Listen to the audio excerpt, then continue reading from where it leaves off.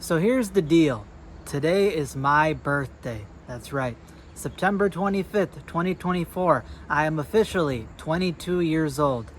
God bless that I've been able to live that long, and glory to Lord Shiva.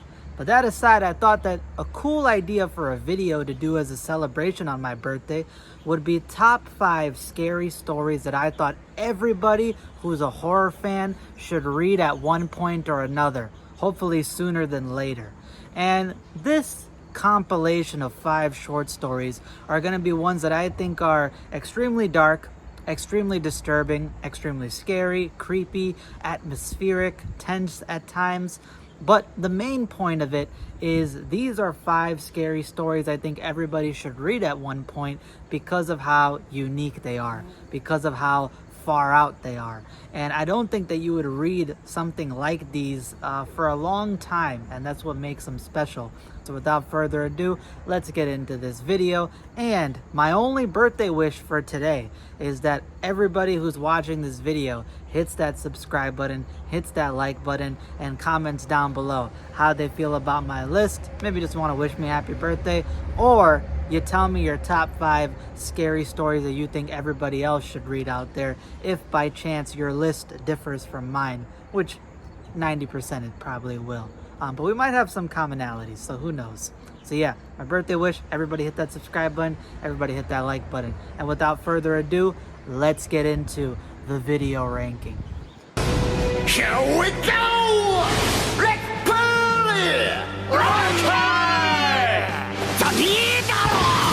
So number 5 on my collection of 5 scary stories I think everybody should read starts off by probably the most famous horror author in existence, which is Stephen King, which is why this is number 5 on my list. Probably because everybody has read this one, or if you haven't, which some people I heard have not, they've definitely read another book that's tied to this. And the short story is called Jerusalem's Lot, from his short story collection, his first short story collection called Night Shift.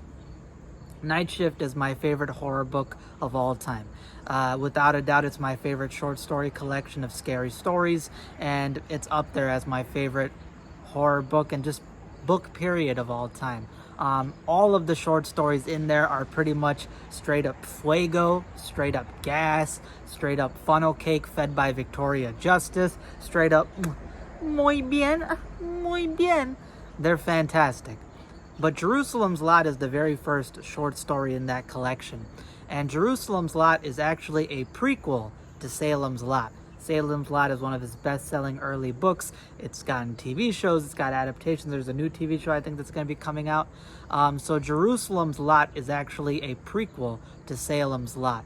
And you won't know that unless you read this short story. And you might read some information towards the end of the short story, which leads into Salem's Lot.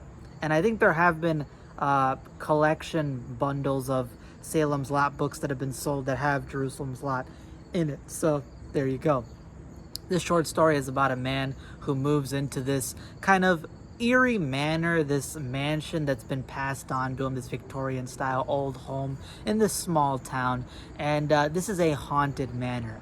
It's pretty much said to be sinful. People stay away from it. It's like evil and spooky. It's got like an urban legend to it. People kind of shun the main character, shun his family line, because all the people who've came before him in this house have had bad occurrences and bad things happen. So overall, there's just a bad reputation to this guy's family and the house itself.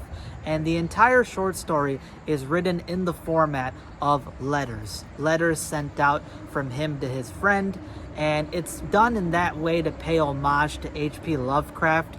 This short story pays homage to H.P. Lovecraft in the sense of how it's written, and also in the sense of a certain thing revealed in the climax, which becomes a grander scale problem that the character has to deal with.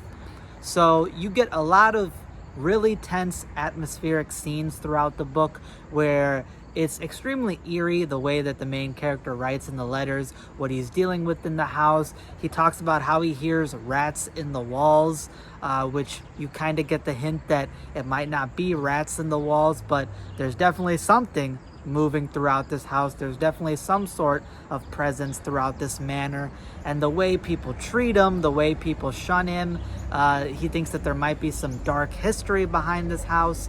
And he eventually, goes down and ventures into the basement and sees some horrific, terrifying things. And he gets unveiled some information maybe about the past of his family members, and he finds this abandoned town within a section of the place that he lives, which is like this deserted, decrepit bunch of churches and buildings, which may or may not tie into his house and the people who lived in it before him.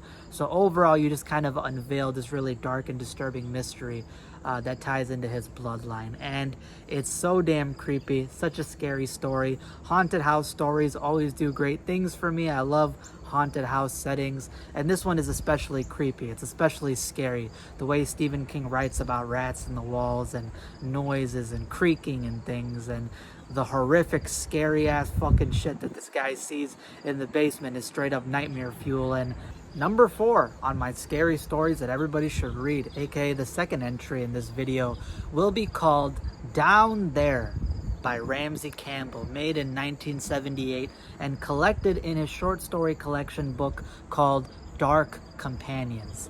Down There is about a main character who's a lady who has to work late in her office one day. She's in a kind of empty office building during this loud thunderstorm that's going on outside, and it just so happens that her boss also has some work that they have to finish up on, so they end up staying behind with her as well. And there's been some strange things happening in this kind of dark and dingy office building during this thunderstorm. And that's that there is a sub-basement in this office building. And throughout the time or months that she's been there, she's noticed this very disgusting smell that somehow emanates from there. It's said that there's a bunch of spoiled food down there that ends up going missing, so they suspect that there's probably some rat infestation down there, and no really employee wants to ever go down there. It's really dark and creepy. And on this late night that she is working with her boss during this thunderstorm, they start hearing these weird noises, and they swear that they see these odd things going on throughout different parts of the building. They'll look out their windows and see something happening across one of the buildings from their office building. They'll hear noises coming down from the sub-basement section, and they'll hear noises coming from the elevator shaft that opens and closes, as well as some odd, disgusting smells that come from it as well. And you come to find out, yeah, something might be in that sub-basement. And the people in this office building, the main character and her boss, and the janitor and some other leftover employees, may need to try to find a way to escape as soon as possible. And that may or may not be going down the elevator shaft, hoping that it works, because whatever is down there in that sub-basement of this office building might be climbing its way up, floor by floor, causing havoc. And unfortunately, it might be using that elevator shaft that they need to escape from. And that is the short story without me giving too much away. This short story was so fucking effective and creepy for me. It's so atmospheric, it's so creepy, and the setting of this office building, late in the evening, approaching the night during a thunderstorm, was personally so scary to me, because back when my parents got divorced and my mom needed a babysitter, she couldn't find really a babysitter, and it would be expensive to constantly get one. So at a certain point, she decided, you know what, I'm gonna take you along to my workplace on the weekends when I have to do some work and do my closings, because she did accounting at that time. And I was taken to her office building on the weekends, where it would pretty much be completely empty except for her, maybe a few other people in different departments, and of course the security guard. And it wasn't at nighttime, it wasn't during a thunderstorm. Well, some days there were thunderstorms, but being in an empty office building is really, really creepy. Seeing the empty cubicles, seeing the dark, office rooms and spaces and meeting rooms all off, hearing the fluorescent light and the ventilation systems, but there being nobody there. And sometimes as a kid I would wander around, which is why she ended up getting in trouble, because you're not supposed to do that, but that's all in the past. But it was a really creepy setting when you're there by yourself. So just imagining this group of characters being inside of an empty office building during a thunderstorm is really intense. And then finding out that there might be something in the basement of this building that is going floor by floor and trying to climb its way up the elevator shaft is a truly terrifying thought. And then you actually find out what the threat is, and it is a lot more strange and a lot more weird than one might expect. Number 3 on my list, and also the third entry on this video, will be a short story from a collection by Neil Shusterman. Darkness Creeping has his original Catching Cold short story, and it is quite a bit different to the episode, and I actually prefer this short story to the episode, even though the episode is also extremely good. This short story is one of the most unique short stories I've ever read in terms of how it's written, because Neil Shusterman will open up with analogies. He will take excerpts and pieces of literature from famous works or writing, and then incorporate that thematically into the story. So Catching Cold is about a boy who's basically been a loser his entire life. He's always been in last place. Anytime he plays sports, he gets bullied, he's kind of shunned. So he finds out about this urban legend around his town about this ice cream truck that nobody is able to catch. Basically, people will hear the jingle, they'll hear the rhythm, and when they try to go find this ice cream truck, it's never there. It's always skirting past, it's always a blur, an after image. So nobody has been able to get it. And I wish I could catch up to this fucking airplane causing a lot of goddamn noise. You got lucky, motherfucker. You got lucky. You lucky that it's my birthday and I'm giving you a pass. Otherwise, you would have got the goddamn Homelander treatment.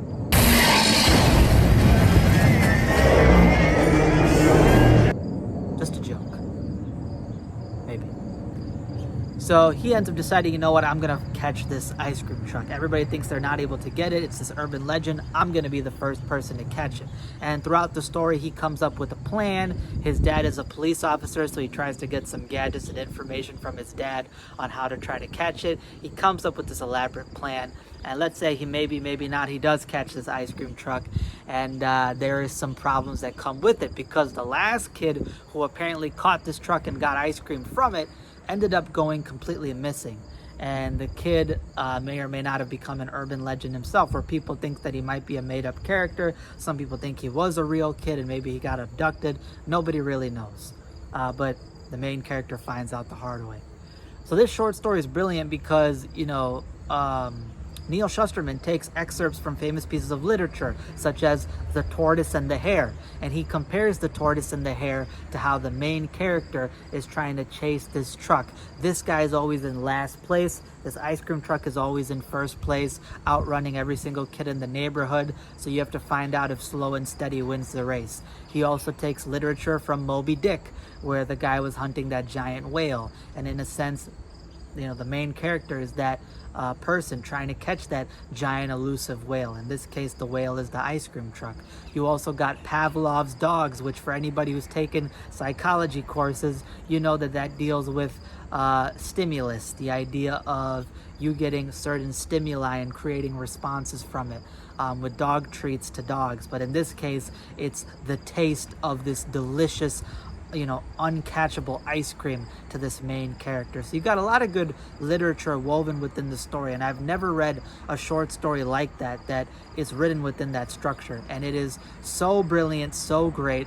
And one of the biggest pieces of analogies and literature tied to the story is The Monkey and the Weasel, because that is of course the theme song of the ice cream truck, which also plays into the fact of the monkey catching the weasel. Number 2 on my list, aka the 4th entry to this video, is none other than my favorite piece of horror literature of all time, period. I absolutely love it. Reading this short story felt like I was watching a high quality movie. It had everything I could want and more. And although this short story is extremely great to read by itself, if you actually read the 5 short stories in the collection it comes from beforehand, you can actually learn a little bit and appreciate more about the lore that's tied in this dark fantasy world. And that is none other than The Butcher's Table by Nathan Ballingrud from his short story collection called Wounds, 6 Stories from the Border of Hell. This short story collection is absolutely brilliant. Nathan Ballingrud is a genius. You can go check out my in-depth videos on my channel that talks about the Wounds book and the short story specifically and how much I love it. I've raved about it so fucking much, so I'll keep it short here. But the 6 short stories in this collection are anthological. They're completely different characters, different time periods, different settings, but they all tie into the fact that all the creatures, all the entities, all the lore of this dark fantasy worlds and all 6 of these short stories come from the same realm, the same dark fantasy world of hell that Nathan Ballingrud has created. Butcher's Table is essentially Pirates of the Caribbean meets dark fantasy hell. If you think that selling point is fantastic and you should read it, you should. This short story takes place back in the day with a group of pirates. You have this satanic worshiper who has essentially betrayed the cult that he's in to get this once-in-a-lifetime opportunity to go dine in hell, to go dine on the border of hell with the satanic majesty himself in a cannibal feast with one of the most powerful satanic organizations in the world led by a cannibal priest. So you essentially have 2 secret societies meeting up on the border of hell using pirates to sail on their ship past the meridian and enter into the dark waters of this dark fantasy version of hell. And unfortunately, they run into a lot of obstacles, whether it be human threats, whether it be betrayal, or whether it be actual fucking creatures and monsters from that realm.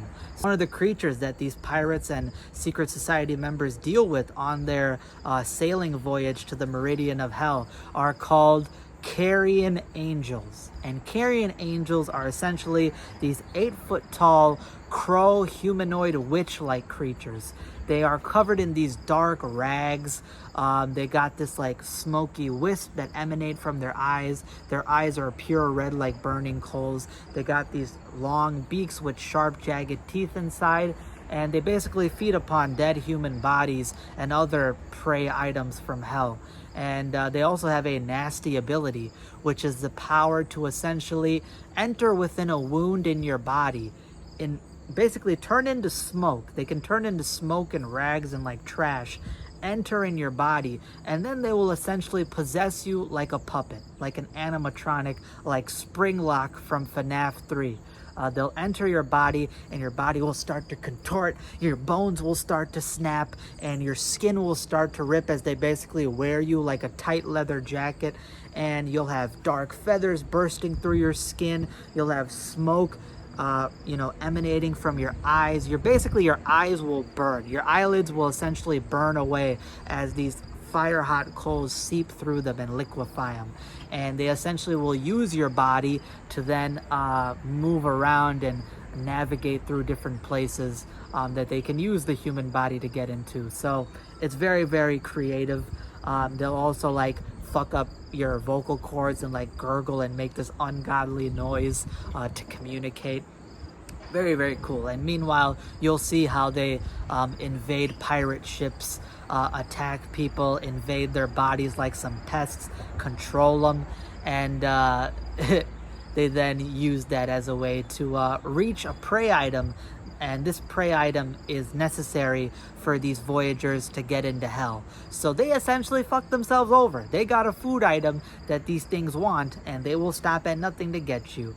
And there's some other crazy stuff that happens throughout the story. A lot of creature feature action, a lot of in-depth wild stuff that kind of delves more into this dark fantasy world of hell, how commerce works there, how pirates interact with it, how secret societies work with it. And some internal motivations of all the main characters. And the climax of the story is absolutely batshit fucking insane, batshit fucking terrifying, and kind of deep and kind of beautiful amongst all the chaos and bloodshed and gore. So that is The Butcher's Table by Nathan Ballingrud. A fucked up but beautiful story about pirates meeting hell. I gave it a 10 out of 10. It's my favorite piece of horror fiction of all time. All of you guys should go check it out. It feels like you're watching a movie, even though you're reading a short story. And finally, although that is my favorite, that is not number one on my list, because number one on my list is such a unique story and so underrated and untalked about in the community that I need to keep it as number one. And that is a kids horror short story, none other than by the kids horror titan himself that I am known to review, R.L. Stine. It comes from his short story collection called The Haunting Hour, which in my opinion is his best book ever created outside of Goosebumps. Outside of the Goosebumps IP, this short story collection is his best work, his magnum opus. And that's called The Haunting Hour. And The Haunting Hour has a very, very unique, terrifying, disturbing, and mature short story in it, even for kids' horror standard, called Losers. Losers is about these two shithead kids who go to a local fair. They go with another girl as well, but she doesn't really appreciate them because they are just assholes. They're always insulting people, making fun of them. They're always harassing the livestock. They're putting worms inside of people's melons and pieces of lettuce and produce that they're trying to promote for the fair, kind of shitting on everybody's parade. And they always treat everybody else as losers. And something weird ends up happening to them, where this kind of heavy-set man with a plaid flannel shirt approaches them and tells them that, hey boys, I'll take you over to the youth center over there, and I think you boys are going to be some winners. And they're like, what the hell is this dude talking about? He's off his rocker. And then they eventually kind of go along with them. The man kind of gently leads them and coerces them into this youth center. And they end up getting inside of this kind of fun house, kind of freak show looking place. And they don't really understand what's happening. But then they realize that there's people behind some wall that they're not able to see directly, laughing their asses off and talking excitedly and chittering with each other. And the man gives them some strange cotton candy that tastes odd, and he walks away. And next thing you know, they see something extremely disturbing. They see along this hidden, I guess, back room of this youth center, there are these pickled jars with severed human hands inside of them. And they are like, what the fuck did we get ourselves into? And maybe not. There are some dark things happening at this local fair. Some scary things happening involving some secret society shit. And these kids who were acting like asses may or may not have some revenge taken up against them. And they may or may not become the freak show oddity attractions for a group of people. And it goes down some dark stuff, some dark things that happen to the kids. And you think that maybe it might have all been in their head. Somehow it got covered up.